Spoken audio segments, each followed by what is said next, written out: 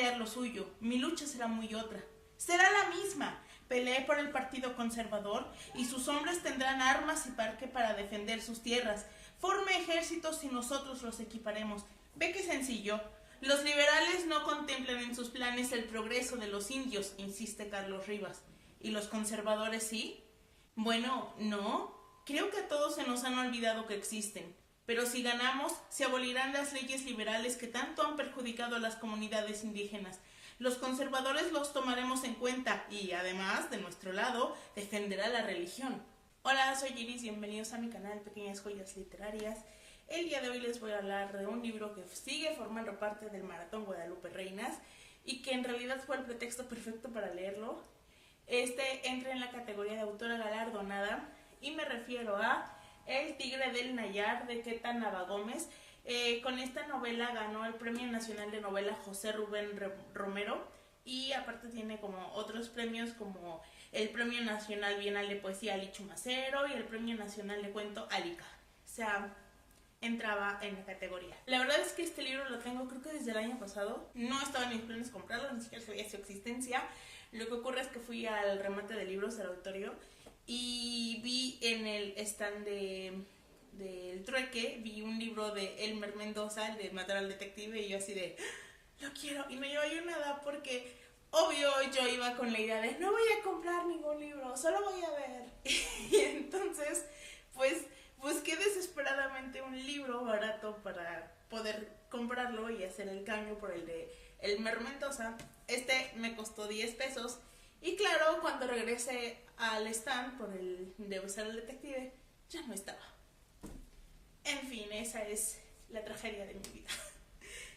Total de que pues como yo no me lo compré exactamente porque me muriera de ganas de leerlo, lo tenía ahí en el librero, no lo había tocado, y cuando empezó como cuando empecé a planear mi TBR, pues lo encontré y dije, entra perfecto en la categoría y es el pretexto adecuado para leerlo, porque si no nunca me voy a animar. Y lo leí. La historia sigue a Manuel Lozada, que inicia su vida pues como un indígena. No lo dicen exactamente, pero me parece que era un indígena cora, que fue educado por su tío, que era un indígena que defendía los intereses de su pueblo contra los hacendados que les arrebataban las tierras. Su tío creía en las leyes, entonces él siempre decía, ok, nos han hecho esto, vámonos a los juzgados, vamos a llevar nuestros papeles, vamos a probar que es nuestro. Y obviamente los hacendados mantenían esos pleitos en los juzgados por años y años y años y al final se quedaban con las tierras. Pero su tío creía en la justicia y es lo que trató de inculcarle. Cuando Manuel era un adolescente, él trabajaba como boyero en una hacienda y resulta que se enamora de Doloritas, la hija del hacendado, y se la roba. Bueno, no se la roba exactamente porque aunque hemos como romantizado esa palabra, en realidad era un hombre que se lleva a la chica contra su voluntad. En este caso no, ellos se fugan porque pues están enamorados y saben que es un amor imposible y shalala, y pues se fugan, pero no llegan muy lejos. Y la mamá de Doloritas, que porque en esas alturas ya era viuda, mete en la cárcel a Manuel, la mete en una isla, en una prisión en la isla, y Manuel decide que se va a desquitar. O sea, su desquite no es como contra la sociedad o contra esos ricos hacendados, sino contra el jefe de la policía por meterlo a la cárcel y por azotar a su mamá. Cuando está ahí, Manuel como que dice, ok, ¿qué voy a hacer con mi vida? Bueno, no llega como a esa decisión tan trascendental con una meditación muy profunda, sino que charlando con sus compañeros de celda, deciden todos que cuando salgan van a hacerse gravilleros, creo que les llaman, o sea, asaltantes de carretera. A él le parece muy bien porque pues va a ganar dinero rápido, va a tener una pistola y podrá vengarse del jefe de la policía. Así que es cierto, cuando salen de la cárcel se convierten en una banda de cuatreros. Ay, no sé si esa palabra está correcta. En fin, es tan brutal cómo funciona esta banda y la fama que acarrea Manuel, que empieza a ganarse el apodo del tigre. O sea, son tan agresivos que la gente le empieza a tener miedo. Y resulta que Carlos Rivas, el que mencioné en la cita anterior, lo busca porque él es de una fábrica muy importante y le dice: sabemos que estás haciendo esto en las carreteras, entonces nosotros te vamos a dar dinero y te vamos a dar armas con la condición de que tus víctimas siempre sean nuestros competidores y a nosotros nos dejes tranquilos. Y él dice: ok, vamos a hacer el trato. Y así se siguen. Pero entonces, un día, por situaciones que se ven aquí, y por la fama que ya trae él, los indígenas de la región, los coras y otras comunidades, se unen y le piden a Manuel que los defienda, que sea él quien los proteja de los hacendados que les arrebatan sus tierras, que luche por ellos porque se están muriendo de hambre, porque aparte la sierra de Álica, según nos narra aquí, es inclemente, entonces no siempre se puede cultivar, no siempre hay cosecha, entonces esa gente a veces moría de hambre de una manera tremenda. Así que Manuel lo decide y en ese inter pues inicia la guerra de reforma, vemos la intervención francesa, vemos muchas cosas donde Manuel toma parte siempre del bando conservador. Ya me pareció. Lo cierto es que El Tigre del Nayar es una historia interesante pero aburrida. ¿Cómo puede ser esto posible? Bueno, porque trata de un tema bastante interesante de la historia de nuestro país desde un enfoque que yo no lo había visto, pero el ritmo es lentísimo y se vuelve tedioso. Ya les conté una vez o un par de veces que a mí me encanta la historia y leer sobre ella y toda la cosa. La historia de México me da un poco más de reservas porque pues obviamente es algo que me toca de cerca, es algo que ha afectado nuestro presente y cómo lo vivimos, entonces a veces como que me da más cosa porque me enfurezco o me da tristeza pensar en cómo se dieron las cosas. Por ejemplo, el despojo de tierras a los indígenas pues no es como que haya parado, ¿sí? Lo de San Luis Potosí, de las tierras ceremoniales hace 5 años, a veces los gobiernos deciden que se van a apropiar de tierras, antorcha campesina o cosas así, o sea, siguen ocurriendo y es enfurecedor esa parte. Pero sí me parece muy interesante el enfoque que le da, porque yo en lo personal casi no había leído información sobre el bando conservador en aquellos años, o sea, pues sí, sabes un poco, pero casi todo está centrado en Juárez y en su lucha. Y de hecho a mí siempre me ha chocado Juárez porque lo plantean como San Juárez, o sea, no te lo plantean como un ser humano que tuvo que tomar decisiones, a veces desertadas, a veces no, sino como un ser, un ente perfecto. Ya en La suerte de la consorte de Sara Sefcovic, perdón, espero haber dicho bien su apellido, nos mostraban como otros aspectos que lo humanizaban y eso me gustó. Y en este libro nos habla como de otro enfoque de Juárez que, perdón, pero a mí no me pareció como una buena persona ni un buen gobernante. Por ejemplo, llega un momento en el que no pueden pacificar esa sierra, no pueden con Manuel Lozada y le van con la propuesta a Juárez que él acepta de literalmente quitar a todos los indígenas de la sierra, despojarlos de sus casas, echarlos, decirles que si no se van de ahí los van a asesinar y tienen que irse, y traer a colonos de Estados Unidos a quienes les regalan la tierra y les pagan para que vivan ahí y desarrollen la zona. O sea, de verdad vas a despojar a la gente de sus tierras. No entiendo cómo, bueno, o sea, no sé qué tantas libertades creativas se tomó la autora, pero yo decía,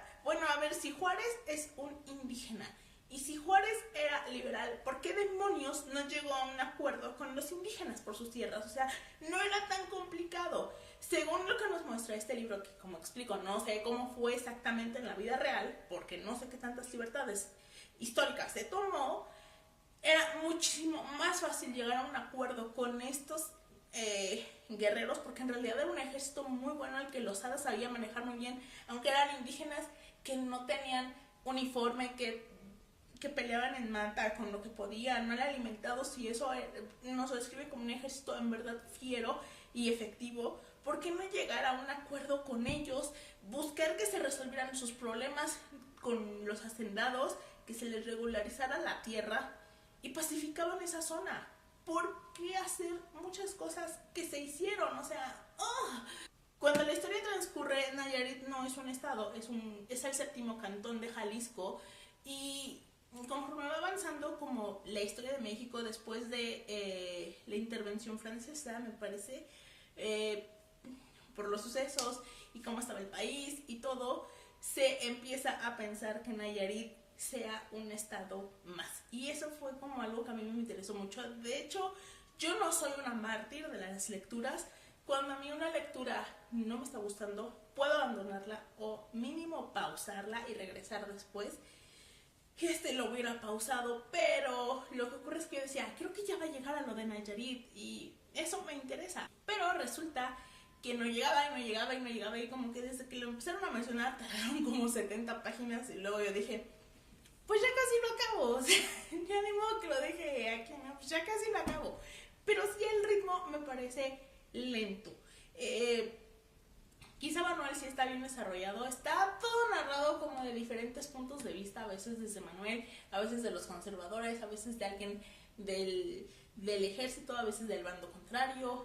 Creo que Manuel, en cierta manera, sí está bien desarrollado como personaje. Pero, por ejemplo, Ramón Corona, que es su gran rival, la autora lo menciona muchísimo desde su aparición hasta a lo largo del libro, pero yo nunca sentí que lo desarrollara. Siempre era como de, hay que atrapar a los Hada, hay que atrapar a los Hada. Era como un Bill Sasuke de Naruto, era venganza, venganza, venganza, venganza, venganza, venganza. Perdón, pero o sea, a mí nunca me pareció un personaje que destacara, no me pareció desarrollado. Nunca supe qué quería aparte de los Hada. Bueno, no, mentira, hubo una parte en la que sí nos mostró otro pequeño aspecto, porque de pronto como parecía que la lucha oficial, la constitucional, no le importaba, que lo suyo era atrapar a los Hada. Y en cambio, cuando está la intervención francesa, Corona es muy claro que está luchando por México, o sea que para él es importante echar a los franceses. De hecho, él como que no soporta a los traidores que están peleando por el bando de Maximiliano, por los conservadores, porque dice, o sea, ¿cómo es posible que no se levanten en armas para echar a estos invasores? O sea, ¿cómo es posible que luchen contra nosotros cuando estamos defendiendo a nuestro país? Esa es como la única vez que yo vi otro aspecto de Corona. Todo el resto es los Hada, los Hada, los Hada, los Hada. Ay, no, o sea, el ritmo es súper lento, entonces eso lo vuelve tedioso. A mí me encanta la historia y me encanta leer sobre esto, así que digamos que fue molesto, pero pues pero a alguien que no le guste la historia, que quiera acercarse a esta historia porque le parezca algo interesante y se encuentre con este ritmo, igual y no va a aguantar. No lo sé, pero pues...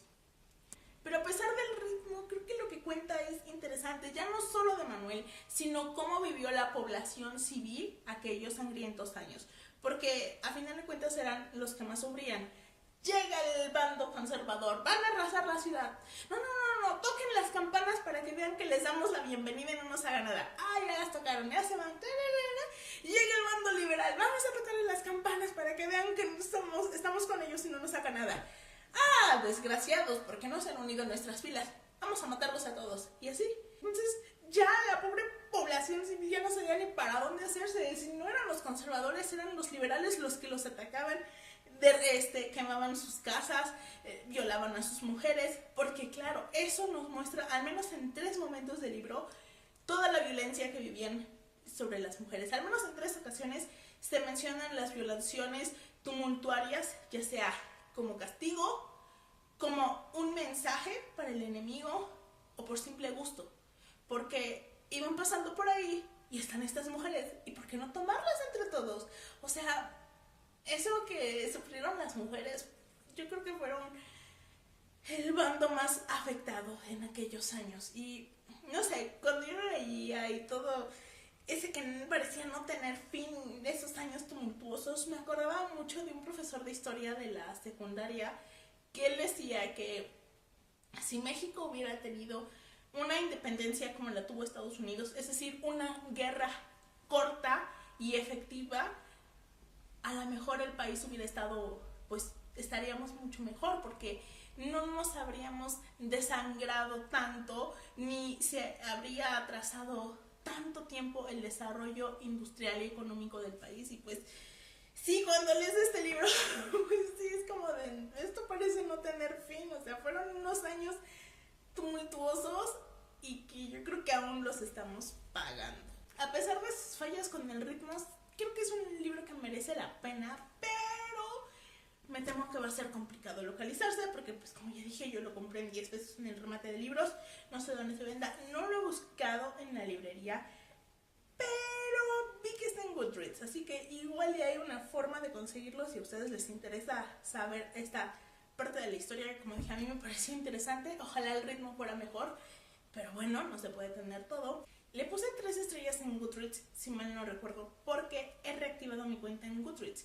La saqué como en el 2015 y nunca la entendí, la verdad, o sea, nunca la entendí y la abandoné. Y ahora la reactivé porque quiero llevar como un poco de control en las lecturas que vaya haciendo a lo largo del año. Entonces voy a tratar de dejarles en la cajita de información mi link a mi perfil en Goodreads por si quieren seguirme. ¿Se sigue uno en Goodreads? ¿Cómo es eso? Si alguien me lo explica sería genial. En fin, ahí voy a ir poniendo como las lecturas que vaya haciendo a lo largo del año, porque obviamente no de todas ellas hago video. De momento, según puse, mi reto son 50 libros y llevo 5 leídos, no me acuerdo. Pero pues ahí voy, como dije, yo todavía no le entiendo muy bien a cómo funciona. En fin, eso fue todo por el día de hoy. Nos vemos en próximos días. La próxima reseña será de Mujeres de Ojos Grandes, de Ángeles Mastretta. Nos vemos.